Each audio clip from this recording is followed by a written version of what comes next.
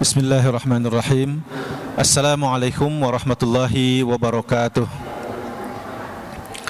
Alhamdulillahi rabbil alamin. Wassalatu wassalamu ala ashrafil anbiya'i wal mursalin wa ala alihi wa ashabihi ajma'in.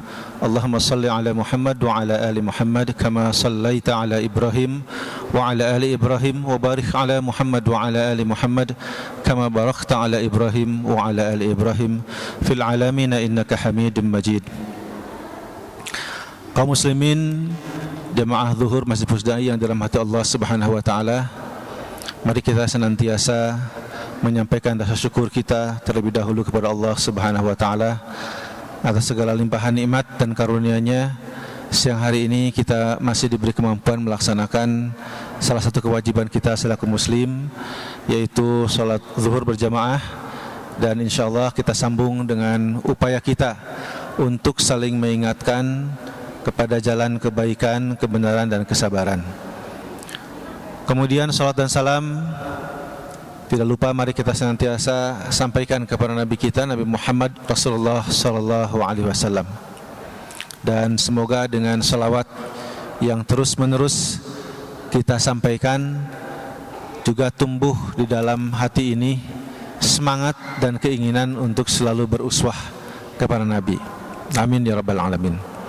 Juga mudah-mudahan salam sampai kepada keluarganya, para sahabatnya, para tabi'in, dan kepada siapapun yang konsisten melaksanakan sunnah-sunnah Nabi. Kaum muslimin wal muslimat jamaah zuhur rahimakumullah, di dalam salah satu ayat Al-Quran surah Al-Qalam ayat keempat, Allah berfirman, a'udzubillahi minasyaitonirrajim, wa innaka la'ala khuluqil azim. Ayat tersebut mengisyaratkan kepada yang dimaksud adalah Nabi Muhammad SAW, bahwa Nabi itu adalah seseorang yang memiliki akhlak yang mulia, la'ala khuluqil azim. Dan demikian juga apa yang disampaikan oleh Aisyah, istri Nabi Muhammad SAW, ketika ditanya bagaimana akhlak Nabi Muhammad SAW, yang menyebutkan bahwa khuluquhu Al-Quran, akhlaknya adalah Al-Quran. Lalu ini juga diperkuat dengan hadis Rasulullah SAW yang menyatakan bahwa innamal bu'itsu liutammima makarimal akhlak, bahwa aku diutus ke muka bumi ini adalah untuk menyempurnakan akhlak. Hadirin, lalu apa yang dimaksud dengan akhlak tersebut? Akhlak kerap kali dipersamakan oleh kita dengan moral, dengan tingkah laku, dengan adab. Pengertian-pengertian semacam itu tidak salah, namun bahwa apa yang dimaksud seperti adab, moral, etika dan sebagainya, itu sesungguhnya hanyalah pecahan-pecahan atau bagian-bagian kecil dari makna akhlak itu sendiri. Kalau kita coba telisik dari segi makna secara bahasa, misalnya bahwa akhlak itu berasal dari kata kholaqa, jadi kholaqa yakhluqu khuluqan. Nanti ada makna turunannya atau kata turunannya dari kata khalaqa itu, ya termasuk kata akhlak itu sendiri, karena masih sama-sama terbentuk dari kata kha, lam, dan qaf, hanya ada tambahan hamzah, akhlak. Nah, kalau kita mengacu pada kata dasar kha, lam, dan qaf, itu pada mulanya artinya adalah menciptakan, khalaqa, menciptakan dari sesuatu yang tidak ada menjadi ada. Nah, kemudian bagaimana persepsi kita terbangun tentang akhlak ini adalah dari kata khalaqa itu, yang menciptakannya disebut khaliq, yang diciptakan disebut makhluk.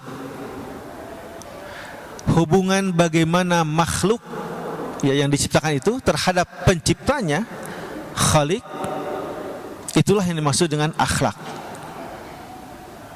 Oleh karena tadi bahwa kata akhlak itu ya, dia lebih luas maknanya. Jadi bukan hanya sekedar bahasanya etika, moral misalnya ya, atau adab begitu. Tapi semua itu tercakup dalam kalimat atau dalam kata akhlak itu sendiri. Nah, kalau misalnya akhlak kaitan dengan hubungan manusia kepada penciptanya, hubungan makhluk terhadap penciptanya, nah berarti ini keseluruhan dari apa yang telah ditetapkan ya, oleh Allah dalam taklif ad-diniyah. Taklif ad-diniyah itu adalah tugas ya, atau peran-peran keagamaan yang memang seharusnya dijalani oleh makhluk, dalam hal ini adalah manusia. Oleh karena itu mengukur akhlak bukan hanya sekedar bahwa seseorang misalnya ya berjalan lewat di depan kerumunan ya, lalu sedikit membungkuk ya, dengan mengucapkan misalnya kalau orang Sunda kata punten ya, ikut lewat ya, itu hanya bagian kecil dari akhlak ya, tapi akhlak itu sendiri bukan hanya itu, hadirin rahimakumullah.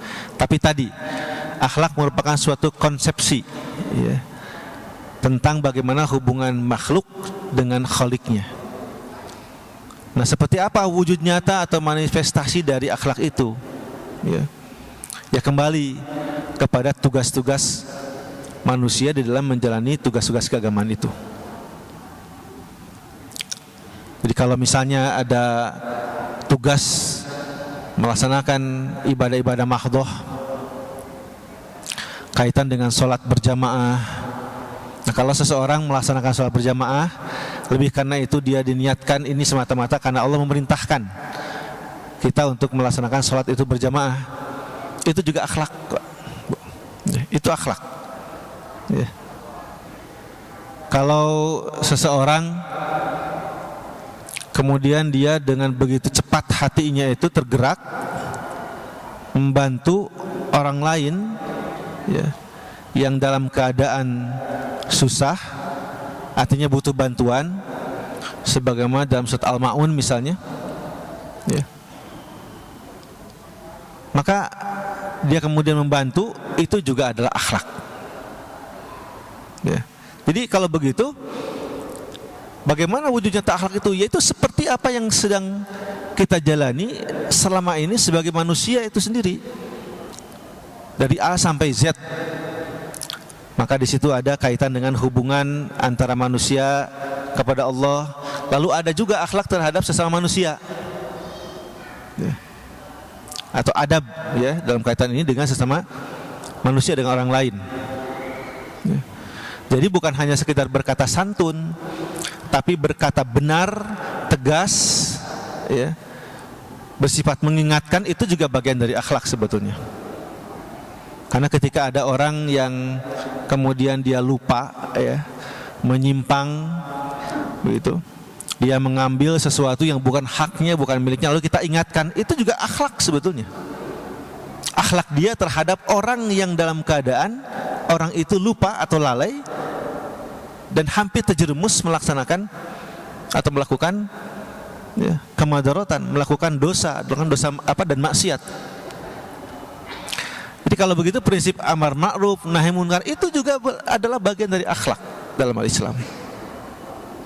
Karena kalau tadi dijelaskan ketika Aisyah ditanya bagaimana akhlak Al-Quran, beliau menyebutkan khuluquhu Al-Quran ya, maka terbayang Bapak Ibu sekalian bagaimana Quran itu sendiri ya, dia adalah petunjuk hidup yang kemudian ya, ayat-ayat itu yang awalnya abstrak ya, hanya sekedar dibaca begitu, tahu hanya arti ya, secara terlek, kemudian dibuktikan dengan contoh nyatanya, itu pribadi Nabi Muhammad itu sendiri. Jadi kalau bicara toleransi, bagaimana ayat Al-Quran menjelaskannya? Ada, misalnya di surat Al-Hujurat. Kalau ada berita yang datang kepada kita, bagaimana cara kita mengatasinya atau sikap kita ya dalam menerima berita-berita yang ada? Maka di situ juga ada akhlaknya bagaimana. Gitu. Bagaimana kita juga menjalin hubungan, ya, sesama manusia dengan orang-orang yang tidak satu keyakinan dengan kita misalnya, itu juga adalah bagian dari akhlak, ya. Jadi hampir semua tatanan hidup yang menyertakan di dalamnya bagaimana manusia itu berkomunikasi, berinteraksi dalam kaitan membangun hubungan-hubungan sosial, ya, maka itu juga akhlak. Dan itu juga sudah ditunjukkan oleh Al-Quran, ya. Hadirin sekalian, salah satu dari keajaiban penciptaan ini adalah bahwa kita ini diciptakan berbeda, ya. Syu'uban wa qabail, berbangsa-bangsa, berbeda bahasa, ya. Jadi dari manusia yang satu itu kemudian tersebar. Begitu di dalam surat Ar-Rum, ya. Wa min ayatihi, gitu. An khalaqakum min turabin tsumma idza antum basyarun tantashirun, ya.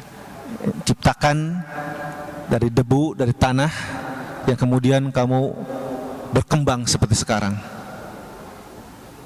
Lalu bagaimana kita bisa hidup, ya, menyeimbangkan diri kita, beradaptasi dengan lingkungan yang sangat banyak berbeda ini, ya, sehingga kita mendapatkan kebaikan-kebaikan dan manfaat-manfaat dari hidup di dalam keperbedaan ini, itu juga adalah akhlak, ya.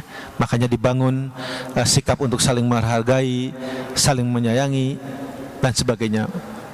Jadi tanpa akhlak itu maka bisa dipastikan kita banyak, ya, melaksanakan, ya, sesuatu yang bertolak belakang, justru terbalik, gitu. Bukan kebaikan tapi keburukan, ya. Bukan membangun kemaslahatan tapi justru kezaliman. Bisa seperti itu. Itulah kata singkat dari Nabi itu, bahwa, ya, innama bu'itsu liutammima makarimal akhlak, untuk menyempurnakan akhlak, ya. Kalau sekedar bahwa seseorang itu berbuat baik atas dasar pertimbangan pribadinya, Bapak Ibu sekalian, ya, orang-orang Barat juga sudah berbuat seperti, ya, sebagaimana yang ditunjukkan Al-Quran. Coba lihat bagaimana orang-orang non-Muslim misalnya, ya, itu bertindak, berperilaku terhadap hewan, terhadap tumbuhan, sebegitu menjaga mereka, itu peduli pada lingkungan.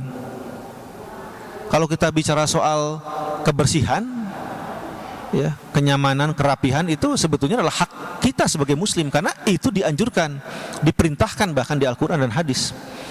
Tapi pada kenyataannya yang sudah lebih dulu melakukan itu adalah orang-orang yang justru non-Muslim. Coba. Jadi kalau bicara soal kebaikan dalam pengertian moral, ya, etika-etika individu yang dasarnya adalah pertimbangan akal kita, semuanya sudah dilihat mereka itu beretika, ya. Tapi persoalan bagaimana mereka beribadah, mereka berkeyakinan tidak sampai pada sesuatu yang esa, zat yang maha kuasa. Nah, di situ problem akhlak itu juga muncul, begitu. Oleh karena itu, hadirin rahimakumullah, seperti yang tadi saya sampaikan, bahwa, ya, akhlak ini lebih luas dari sekedar bicara soal kebaikan dalam pengertian moral, etika, sopan santun, adab, ya. Itu hanya bagian-bagian kecil. Tapi akhlak itu juga mencakup persoalan-persoalan akidah, persoalan-persoalan syariah, ya, dan persoalan-persoalan bagaimana sesama manusia itu membangun hidupnya untuk lebih banyak kebaikan, mendapat kemanfaatan dan harmonis. Mudah-mudahan kita diberikan kemampuan untuk selalu beruswah, ya, kepada Nabi, karena sekali lagi bahwa prototipenya tentang kesalehan, tentang kebaikan itu ukurannya adalah memang apa yang ditunjukkan oleh Nabi Muhammad Rasulullah SAW. Dialah uswah kita dalam segala hal. Jadi bagaimana akhlak, ya, di rumah, kaitan diri kita sebagai kepala rumah tangga terhadap istri, terhadap anak-anak, bagaimana posisi kita dalam kaitan sebagai bagian dari masyarakat, ya, melaksanakan kewajiban-kewajiban kita, menyampaikan hak-hak kita, bagaimana dalam kaitan kita di tempat kerja kita, ya, dengan pimpinan atau dengan yang dipimpin, bagaimana kita juga di lingkungan tempat belajar masing-masing misalnya, itu semua mencerminkan tentang makna akhlak, ya, secara khusus. Demikian, mudah-mudahan sekali lagi kita mendapatkan rahmat dari Allah, mendapatkan petunjuk untuk senantiasa menyempurnakan diri kita sendiri, ya, memiliki akhlak yang sebagaimana disampaikan oleh Rasulullah SAW. Amin ya rabbal alamin. Demikian, billahi taufiq wal hidayah. Assalamualaikum warahmatullahi wabarakatuh.